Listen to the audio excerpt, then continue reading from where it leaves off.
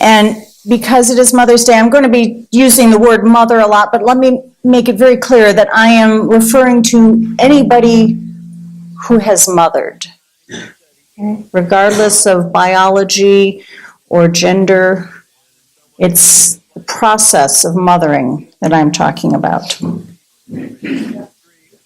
Okay, sometimes it starts with the shoes, as in, please put on your shoes, which is followed by, have you tried looking for them? And eventually, just put on some shoes now. Nobody is really at their best during these exchanges, but they happen, and sometimes it's the shoes. Sometimes it is the sibling squabbles. Sometimes it's the soup. Sometimes it's the spaghetti, but it's something like that that undoes an otherwise composed mother's composure. It just undoes. And sometimes it's the misogynistic patriarchy that tries our patience, makes us a little snappish. Okay, it's always misogyny that irritates me. And then along comes Mother's Day with all the flowers and the brunches and the lovely cards and this lovely pink-tinted wash over some really tough stuff, as if to momentarily distract us from the really hard work of having a female body and raising children in a society that sees both as problematic. On Mother's Day, all people who have mothered children are hailed as paragons of selfless virtue and perfect love, and some of them are. And some of them are just people who are mothering, who have mothered children the best we knew how, with whatever resources we had available, and we have mothered children through all of the impediments and hazards thrown at us, and we mother children doubting ourselves rather than the systems that oppress us as we mother. Here's an example. When my mother was born, my grandmother stayed in the hospital for a full 10 days, attended by nurses, and the bill was about $50. When I was born, my mother stayed in the hospital for 5 days, attended by nurses, and the bill was $500. In contrast, I was wheeled out of the hospital less than 24 hours after giving birth. On my way to the curb, somebody handed me a cheap plastic bag with some samples of infant formula and coupons for diapers. The bill was well over $5,000. And I was expected to be back to work after only 5 weeks of unpaid maternity leave. That was only 20-some years ago, and something tells me not much has changed. And we wonder why our mothers struggle with postpartum depression. It's not just the hormones, people. If I'd been living in Finland, I would have been given more than 4 months of paid parental leave, and the government would have given my partner and I a whole box full of necessary infant supplies, blankets, clothing, a thermometer. And when you take those things out of the box can be then used as a bassinet. They started this about 70 years ago, and since then, they have lowered their infant mortality rate to now one of the lowest in the world. Oh, and childcare, whether it's provided at home or elsewhere, is subsidized by the government for the first 3 years of the child's life. You can stay home and actually raise your child. All of this is to remind us that if you truly love people who mother, I would encourage you to please work to create a society that supports people who mother, Because at present, this country does not really do right by our mothers. Trust me.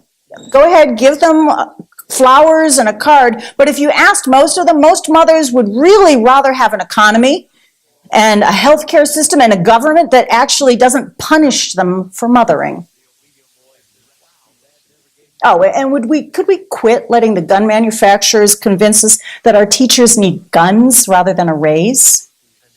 And I'm sorry, it's just always important to consider who's holding the power and who's making money when we're told that a problem can't be solved. The worship theme for this whole month is curiosity. And today, this gives me the chance to reflect on what mothers have taught us about curiosity. My own curious mother, she's a good Unitarian Universalist mother, and complete with the sensible shoes and a fierce vocabulary, and she will show up at that potluck. But in our early days, she was also an underpaid single mother who was mothering as best she could with whatever resources were available. Among the resources was the social stigma that was still attached to divorce. Back in those days, it was said that I came from a broken home. Aren't we glad those days are over? I am. Mama is a person of deep curiosity and keen observance, and from all the oppression that she endured, she learned many things, and she taught me some very important things, like how to make dinner, how to set up a darkroom, and how to look for the power structure in every dynamic. Who holds the power? Who doesn't hold the power? Who's looking to control access to the power?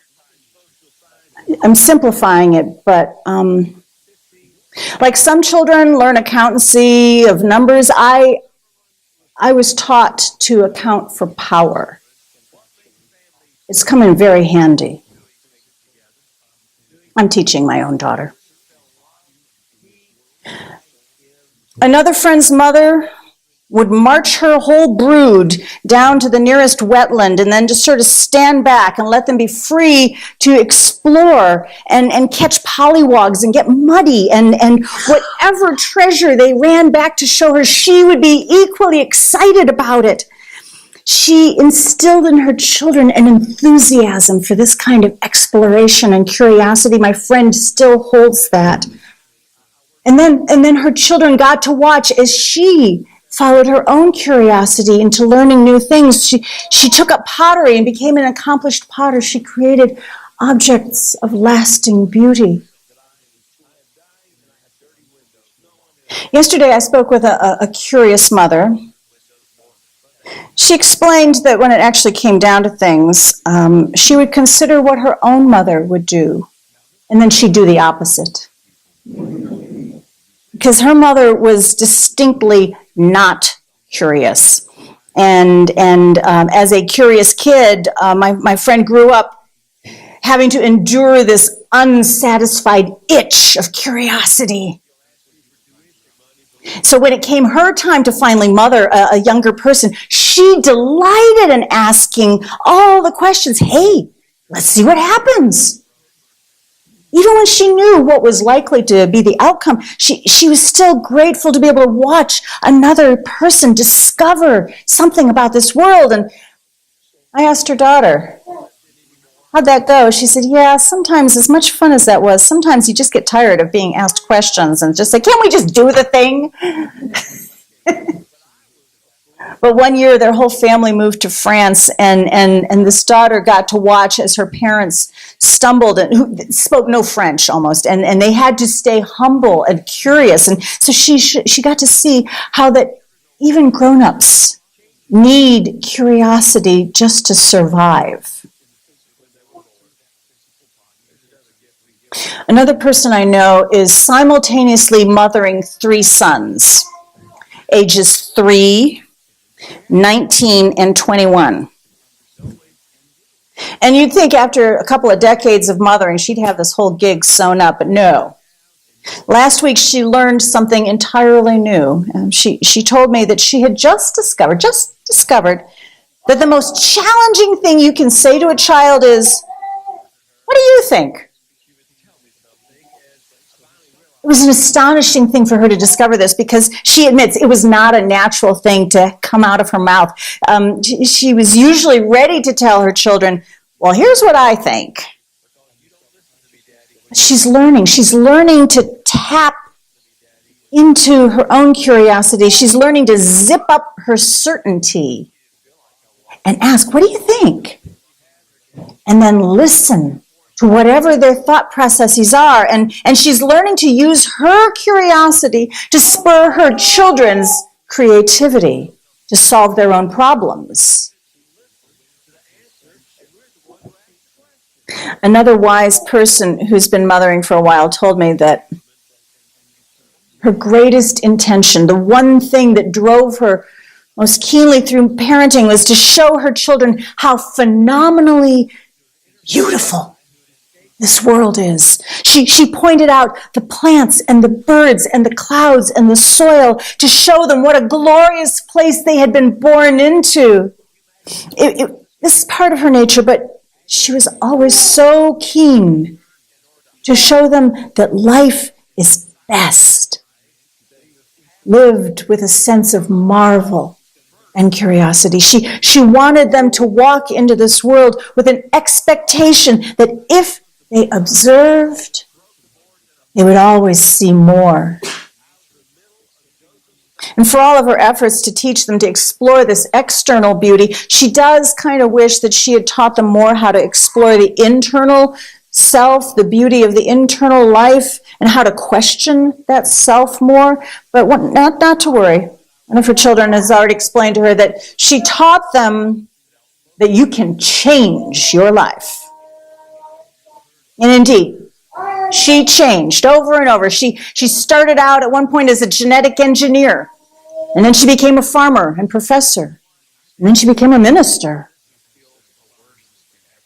That kind of change requires courage, it requires grit, but it has to be supported underneath by this deep curiosity that simply asks, "I wonder if I could." So here's what I would ask of you.